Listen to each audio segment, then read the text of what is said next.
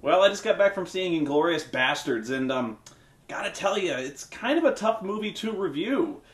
And I really liked it, if that matters to you, but I actually don't think many of you will. And I know that sounds kind of snobbish, like I get it, you don't know. That's not what I'm saying. What I'm saying is this movie is actually very different than what was advertised in the trailers. I think most people are going to walk into Inglourious Basterds expecting kind of a super violent action, almost an action comedy, where Brad Pitt and this gang of criminals kind of bop around Nazi-occupied France and kill Nazis. And there is some of that, but actually, I would say there's very little violence to be found in this movie. What violence there is very graphic and very brutal and very effective when it does happen, but I don't think it's nearly as much as you might be expecting. You might be expecting like prolonged firefights, a lot of running gun battles and things like that, and you're not going to get that. In fact, most of the violence is very abbreviated in the sense that when the movie starts, most of the violence has already taken place. This is going to be spoilers, I know. I'm going to try not to give too much away, but when the movie starts, you get that whole "sound good" speech from Brad Pitt, and then immediately you cut to like a year afterward. The Bastards have already kind of had their reign of terror all across France, and you really don't see that much of it. You see one scene where it's kind of an aftermath. They've already wiped out most of the Nazis. You know, like you kind of see them dealing with the prisoners. So, and also in another sense, almost all of the movie, I'd say about 80% of it, is in spoken French and German with subtitles, English subtitles. And again, I don't really have a problem with that because I watch a lot of foreign movies just in the course of what I do. But most people, most American audiences might be turned off by that, just because if you're not ready for it, it's unexpected. And with a movie this long, it's over 2.5 hours long, if you're not ready for that, it may seem kind of boring, and again, it's not what you're expecting. It's a much slower, much more thoughtful, but also much more tense than you might expect movie. And that's why I say it may be you may feel kind of bait and switched when it comes to this film. Myself, I actually wasn't sure about this one when I walked out of the theater. I walked out very entertained, but not sure what I should really take away from it. Actually, I was kind of confused at first by the acting. Kind of seemed, or the characters, I guess, seemed a little uneven in terms like some are up here, some are down here, and it almost seemed like they were all very stereotyped and very almost caricatures or like cartoon characters almost. And then I realized that was kind of the point. Was you are watching, I hate to use the word considering it's Quentin Tarentino, but almost like a Pulp Fiction type novel where everything is supposed to be larger than life. Everything is supposed to be over the top. It's like kind of a comic book. In fact, I think that you might see very soon like a comic booky type fad when it comes to these World War II dramas. So yeah, but like I actually thought Brad Pitt was kind of indulging a little too much in his whole killing Nazis kind of really deep accent, to the point where it was kind of, you wonder if he was really that incapable of suppressing that accent, especially when he's in France masquerading as a civilian and things like that.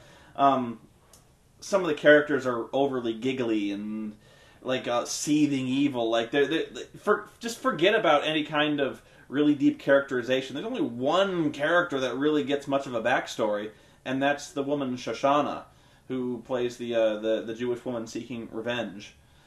Beyond that, there's really nothing. And in fact, you see very little of the Bastards beyond their few acts of violence. They kind of appear at the beginning, they appear very briefly in the middle, and then they kind of do their thing at the end. And that seems like they're all through the movie, but it's, like I said, it's very, very brief. Most of the time, in fact, you're following the SS Colonel, or you're following the Jewish woman. So, again, I would say Brad Pitt is almost a supporting character, and yet he's given, like, top billing. Again, not what you might expect. But I really liked it because it was very tense, and the scenes of violence were very effective. I actually thought, even if you thought it might have been a little slow.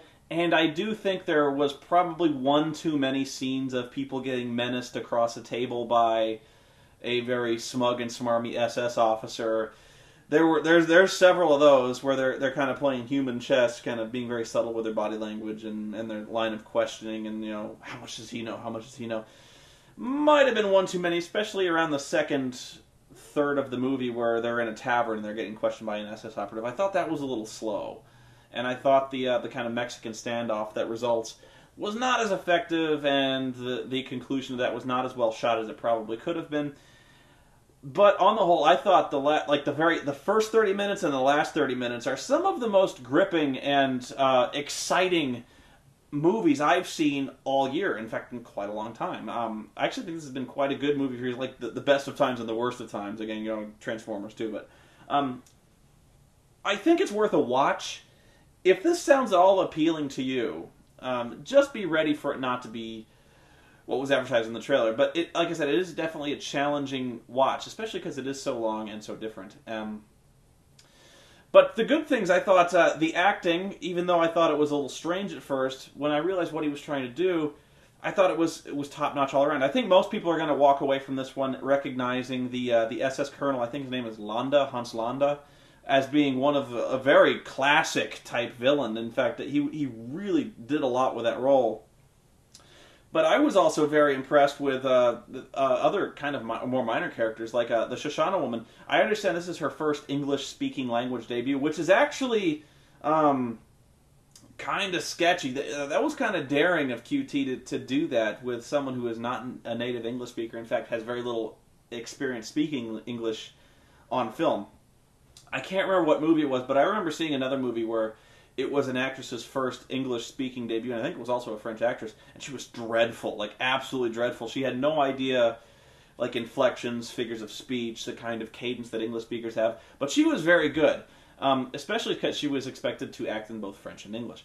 And speaking of the actor who played Colonel Landa, this guy acts in 4 different languages, English, French, German, and Italian.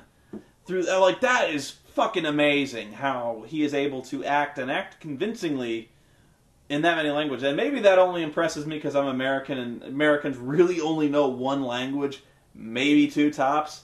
I think European actors they grow up knowing at least 2, just because they live a lot closer to and it's kind of common courtesy when you live that close to people who speak other languages, especially like French, German, Italian. That kind of thing. But man, that knocked the socks off me. What else? Well, I won't go on too long, but I remember what I was going to say. I think, like I said, this was a hard one for me to review because I walked out thinking about it a lot, wondering, if the things I thought were a little confusing were somewhat intentional, and actually I think they were. Like I said, this is a very stylistic movie with a lot of strange but also very effective choices, especially when it comes to the kind of the one-note characters. And I might have changed a few things, but again, what I don't know is whether the changes I would have made would have improved it at all. For instance, I would have liked to have seen a lot more of the Bastards, like the various characters, like where they came from, who are they? Like, you only really get to know one of the Bastards, aside from Brad Pitt, and that's the Eli Roth character, and he says so little, he might as well say nothing at all.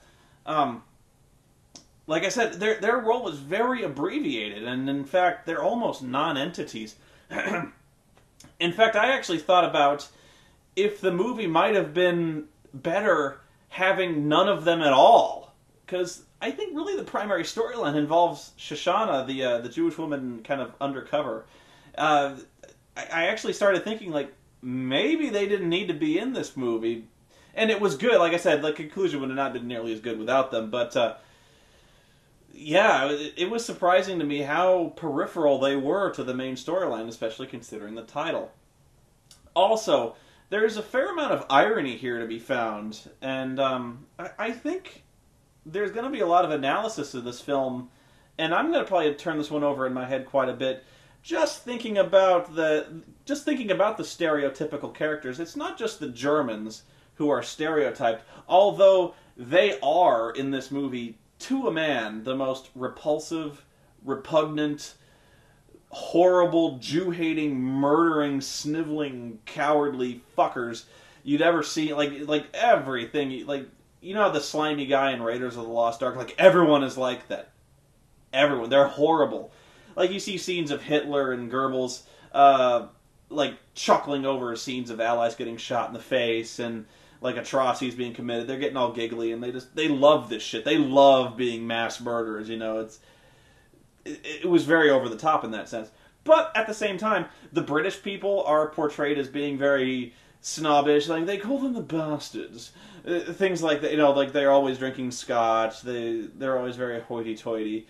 The Americans, almost to a man, are either saddled with very thick Brooklyn accents or very thick Tennessee accents. You know, Brad Pitt is extremely over the top with his accent.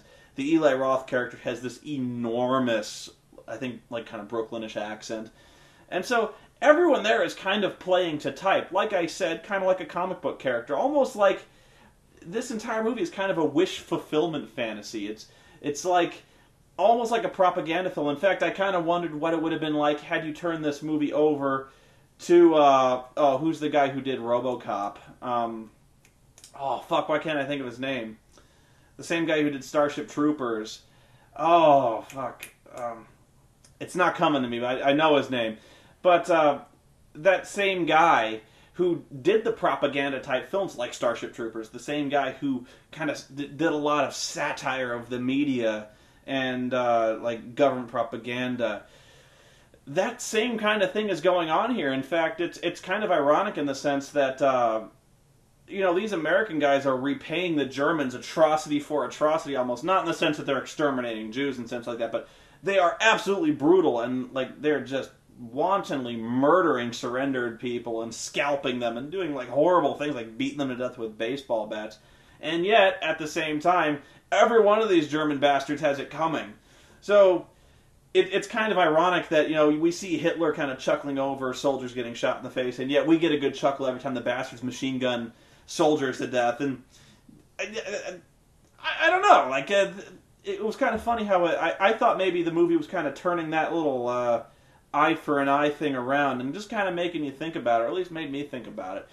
So, yeah, like I said, there's quite a lot of irony to be found in this movie, and I think, despite the fact that you might see it as kind of being overly stylish, style over substance, almost cartoonish, and maybe a little stupid in a way, I actually think there is somewhat of a tongue-in-cheek smartness to it that's kind of laughing at the audience. I don't know, but like I said, it was very thought-provoking. In fact, another very thought-provoking movie this year. I'm very impressed with this film, and I'd like to see it again.